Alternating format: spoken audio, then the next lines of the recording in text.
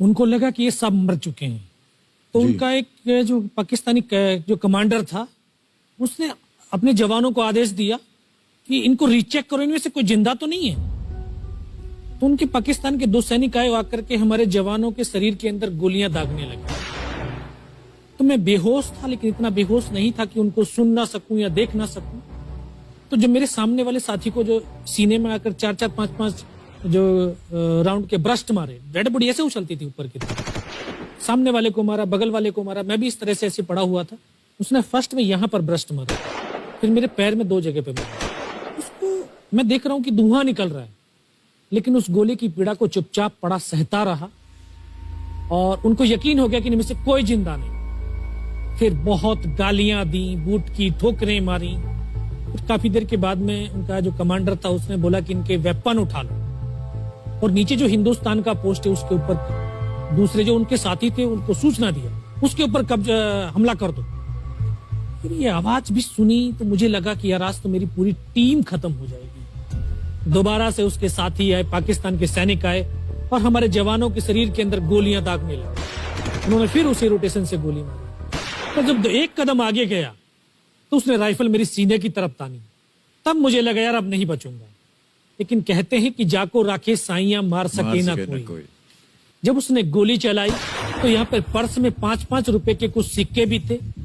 जब गोली जाकर के सिक्कों पे टकराई तो मुझे भी आभास हुआ कि तो मर गया हूं। पाकिस्तान का दूसरा सैनिक आया, उसने आकर के मेरा AK-47 उठाया और वापस मुड़ा तो उसका पैर मेरे पैर से टकराया होगा। तब मुझे लगा कि यार मैं तो जिंदा हूं। तब मेरे पास एक हैंड ग्रेनेड था, मैंने उसको पिन निकाली और उसके ऊपर ऐसे फेंका तो कोट के अंदर हुड लगे हुए, हुड के अंदर वो गिरा जी। उसने तुरंत पीछे की तरफ मुड़ के देखा, पीछे तो कोई मूवमेंट था नहीं। तो जब तक वो ग्रेनेड को निकाल पाता, ग्रेनेड फट गया। यहाँ से उसका पूरा सर उड़ा और वो हमारे ऊपर आकर के गिरा। जो पाकिस्तान के दूसरे सैनिक थे उनमें खलबली मची कि इनमें से कोई जिंदा है। कुछ बोले जिंदा नहीं, नीचे से रिइंफोर्समेंट आ गई। तो उनमें खलबली मची। मेरा पास वही एक मौका था, मैंने दोनों हाथों से उसकी राइफल को उठाने की कोशिश करी, ये हाथ हिला नहीं। एक हाथ से राइफल उठाई, वहां से ब्रस्ट फायरिंग किया, 4-5 पाकिस्तानी सैनिकों को मौत की नींद सुला दी। फिर बाएं हाथ से पलटा खाया, दूसरे पत्थर से 3-4 जगह से फायरिंग किया।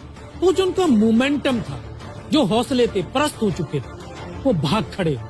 2-3 मीटर गया, जाके देखता हूँ सामने उनके लंगर चल रहे, उनका लिविंग टेंट बना हुआ, उनके जो हैवी वेपन का डिप्लॉयमेंट था वो सब कुछ वहां पे लगा हुआ।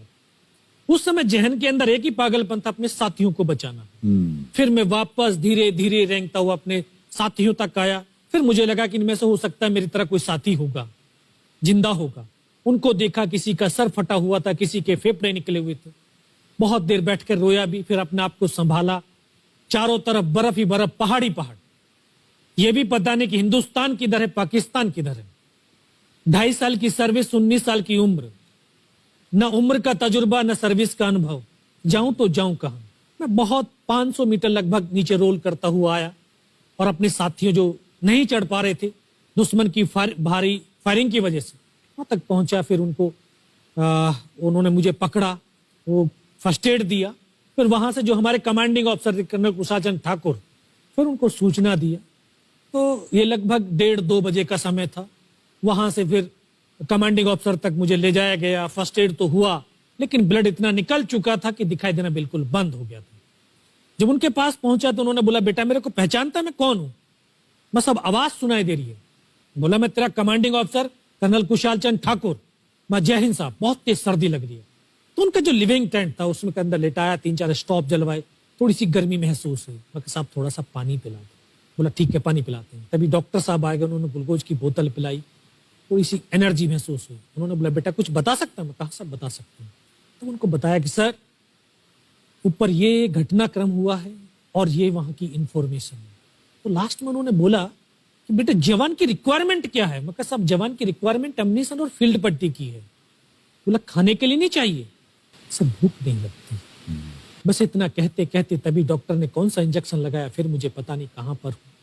फिर होश आया 3 दिन बाद, देखा ऊपर पंखा चल रहा है।